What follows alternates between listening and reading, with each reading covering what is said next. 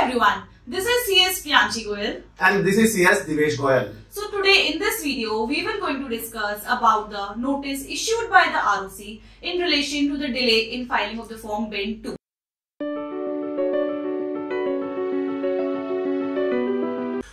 Latest में बहुत सारे नोटिस आरओसी ने इशू किए हैं और थ्रू आउट द कंट्री के सभी आरओसी ने इशू किए हैं.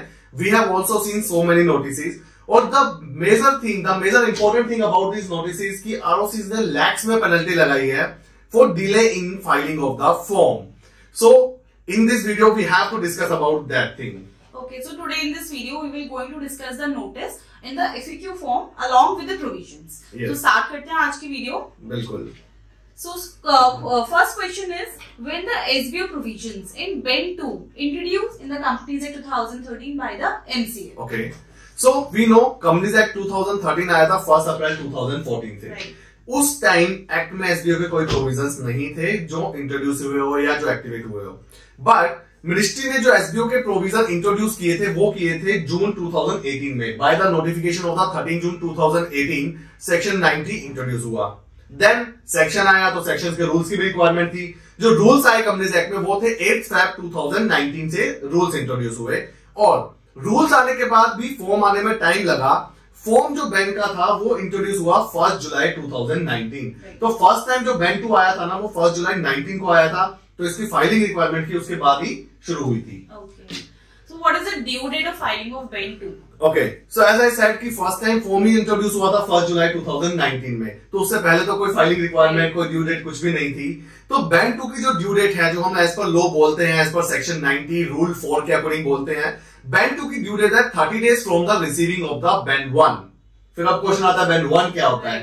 Bank 1 is a declaration of the beneficial owner filed by the SBO. जो भी कंपनी का एसबीओ होगा ना वो कंपनी को बैंक 1 फाइल करेगा और कंपनी की रिस्पॉन्सिबिलिटी सिर्फ तभी आएगी जब बैंक 1 उनको मिल जाएगा. उसके 30 डेज में कंपनी को बैंक 2 फाइल करना है. तो जब बैंक 2 इंट्रोड्यूस हुआ था एक्सटेंशंस भी आए थे. तो प्लीज अपडेट समथिंग ऑन ये बहुत इंपॉर्टेंट है.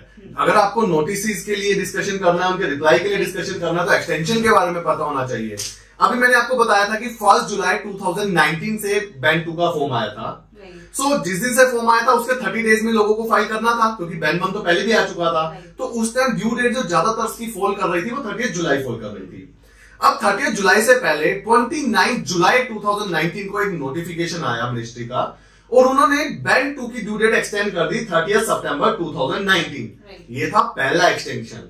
फिर सेकंड एक्सटेंशन आया 24 सितंबर 2019 को.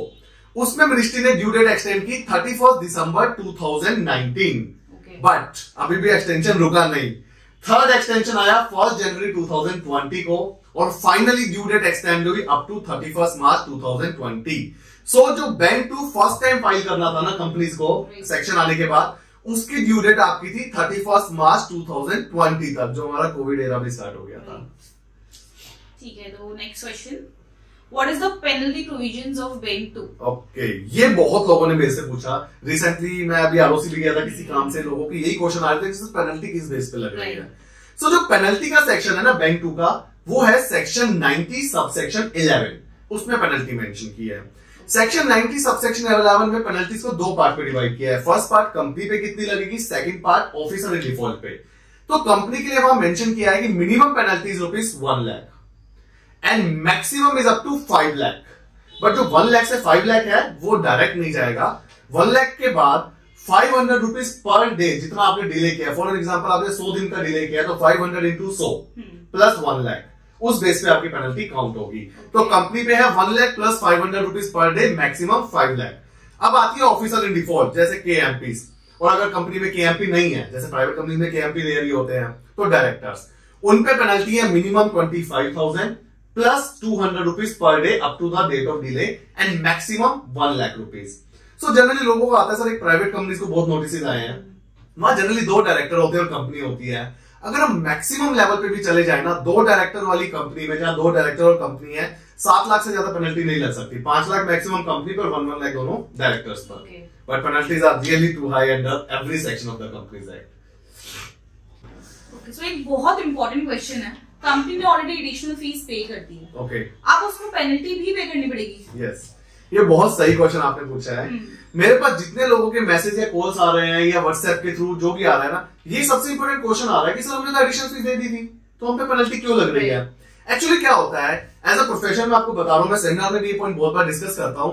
एज अ प्रोफेशनल और एज अ कंपनी हम लोगों ने ना अपना एक राइट समझा हुआ है कि अगर हम एडिशनल फीस दे रहे हैं ना तो हम डिले से फाइल कर सकते हैं, मतलब delay filing is our right, हमने ऐसा समझा हुआ। बट ऐसा नहीं है। जो एडिशनल फीस हम देते हैं ना, वो मिनिस्ट्री ने जस्ट एक ऑप्शन दिया है कि अगर आप डिले से फाइल करते हो तो इतनी फीस पे करनी पड़ेगी। एडिशनल फीस कभी आपका फाइन या पेनल्टी नहीं होता है, that is just a fees. तो अगर कंपनीज एक्ट के किसी भी फॉर्म की अगर मैं बात करूं, सिर्फ बैंक 2 की क्यों करूं, किसी भी फॉर्म को आप डिले से फाइल करते हो ना, तो आप ऐसा नहीं बोल सकते कि सिर्फ एडिशनल फीस ही लगेगी। Additional fees is not only consequences, आपके ऊपर उस सेक्शन की पेनल्टी या फाइन भी लग सकता है। जैसे इस सेक्शन में स्पेसिफिकली पेनल्टी वर्ड यूज है, तो आपके ऊपर पेनल्टी लग सकती है। और एक चीज और, अब कंपनीज एक्ट में ना 2 टाइप की आप चीजें देखोगे, एक होता है फाइन, दूसरा होता है पेनल्टी। अब यहाँ पे लोगों के क्वेश्चन आ रहे हैं कि सर ये नोटिस आ गया कि हम कंपाउंडिंग करवाएं, क्या करवाएं। तो मैं इसमें एक बहुत इंपॉर्टेंट चीज बोलना चाहूंगा, जहां भी कंपनीज एक्ट में किसी भी सेक्शन में पेनल्टी वर्ड अगर मेंशन किया है तो कंपाउंडिंग नहीं होगी, वो हमेशा एडजुडिकेशन ही होगी, और एडजुडिकेशन आरओसी के पास होती है। सो अगर हम ये बोले कि हमने तो एडिशनल फीस दी थी, पेनल्टी क्यों लगी है, तो वो जस्टिफाइड नहीं है बात बोलना। पेनल्टी लग सकती है बिकॉज लॉ में लिखा हुआ है। यस।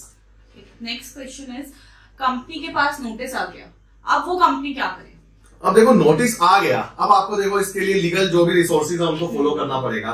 अब ये नोटिस आ रहा है, जैसा मैंने अभी लास्ट क्वेश्चन में भी बोला, यहाँ पे हम कंपाउंडिंग तो करवा नहीं सकते हैं, आपको जाना पड़ेगा एडजुडिकेशन में, जो मेंशन है under section 454 of the Companies act, और एडजुडिकेशन की पावर्स है आरओसी के पास।